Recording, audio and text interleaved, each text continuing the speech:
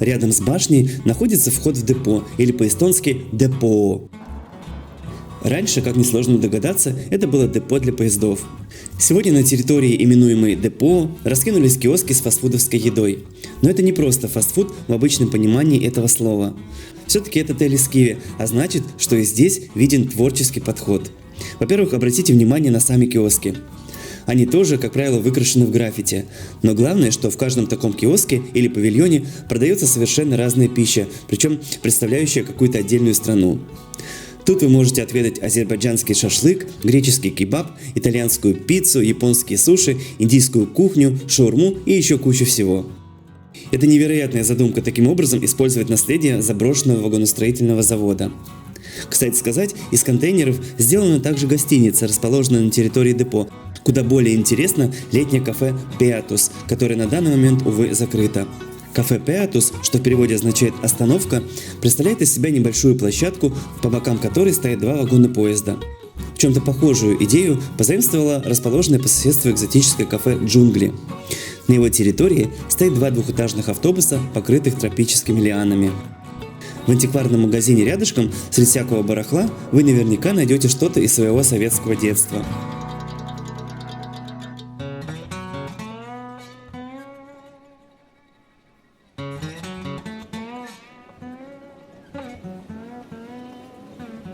Магазин этот соединяет Телескиве с рынком Балтиям, который граничит с вокзалом, откуда мы сядем на трамвай и отправимся к следующей локации нашего сегодняшнего приключения, к территории бывшего завода «Двигатель».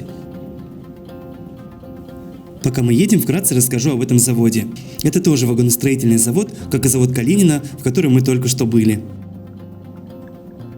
Этот завод «Двигатель» начали возводить на окраине Ревеля рядом с железной дорогой в конце 19 века по указанию царя Николая II. Были построены различные мастерские, кузница, лесопилка, котельная и прочие объекты. В 50-е годы при СССР на Тартусском шоссе были построены дома в стиле сталинского ампира для работников завода. Эти сталинки как раз сейчас перед нашими глазами. Во второй половине 20 века завод «Двигатель» выпускал секретную продукцию для атомной, космической и химической промышленности Советского Союза. В тот период заводу «Двигатель» также было присвоено имя Владимира Ильича Ленина. Предприятие служило местом работы для более чем 10 тысяч сотрудников. После независимости Эстонии завод стал потихоньку терять свою значимость и в конце концов в начале 21 века был закрыт.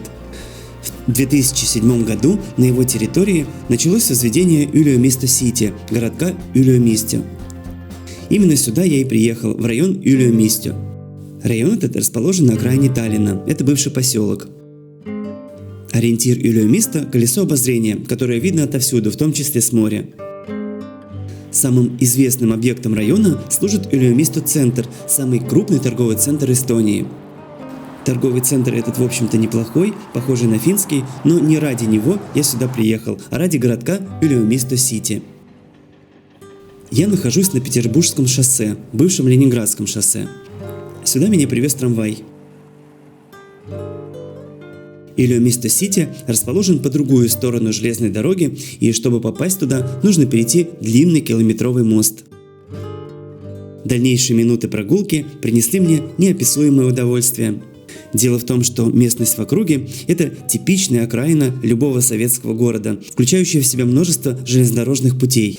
На самом деле все это промзона, возможно, даже кому-то она покажется мрачной, но я отношусь к тем, кто очень любит такие места. Дело в том, что мне это напоминает мои подростковые годы. В своем родном Воронеже я иногда шастал в подобных местах. С моста видны районы, где течет обычная жизнь, ездят машины, автобусы. Вот едет электричек, скорее всего из Нарвы, в сторону Балтийского вокзала.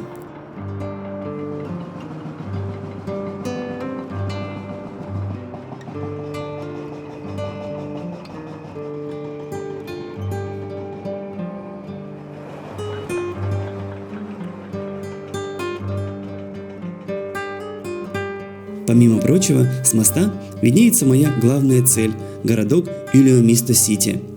Хотя отсюда не скажешь, что этот городок представляет из себя что-то интересное, какая-то стройка, заводские строения и высокие здания. Дорога к городку ведет нас через старый заводской цех. Я в полном восторге от этих индустриальных пейзажей. Есть в них что-то таинственное и манящее.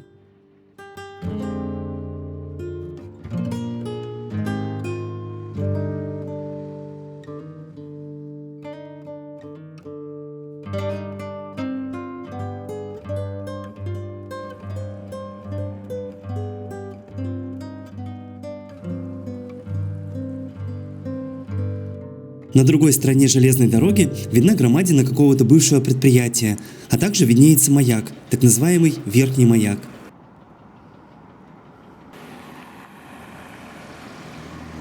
Итак, что же из себя представляет Иллиомисто-Сити? Это место позиционируется как деловой центр, состоящий из офисных строений, местами даже небоскребов, учебных заведений, таких как Технополис, жилых домов и гостиниц. Построены они на месте бывшего огромного завода «Двигатель», можно сказать, город внутри города.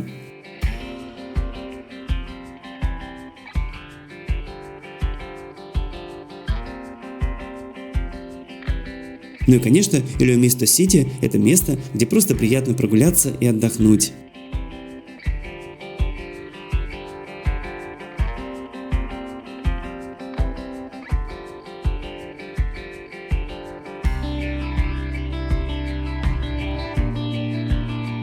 На пешеходной улице видим памятник основателю городка Ylö Pärnitu, который умер несколько лет назад.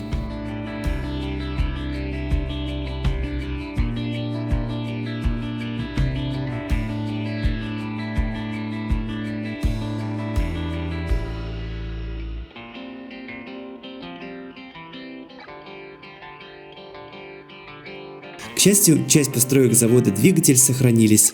Некоторые из них превращены в рестораны и магазины, как, например, супермаркет «Селвер», переделанное здание бывшего производственного цеха.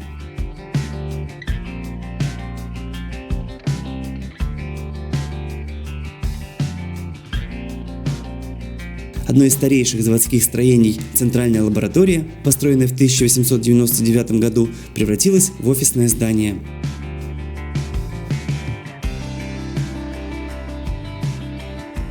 Обратите внимание, какая шикарная архитектура у старых заводских построек.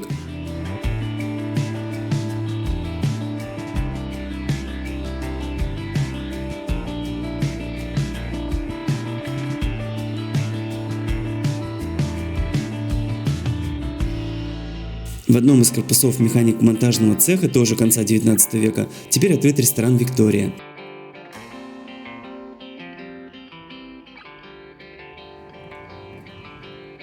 А вот сохраненные подвесные кабинки, создающие определенную заводскую атмосферу.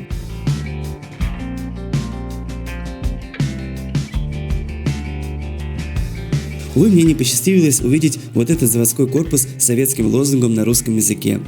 Его снесли буквально за 2 недели до моего визита сюда.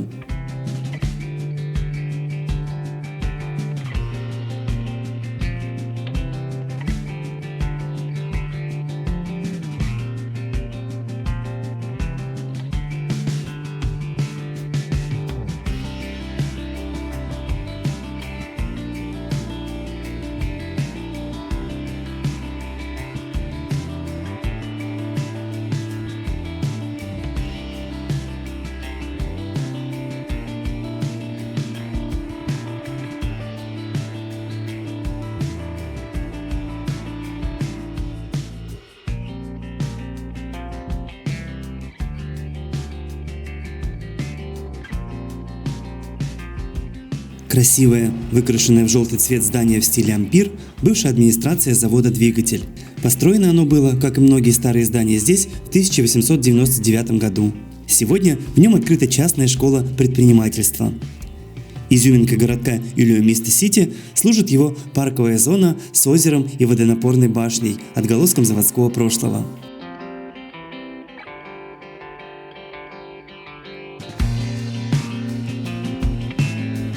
Сейчас зима, и можно лишь представить, как тут красиво в летнюю пору.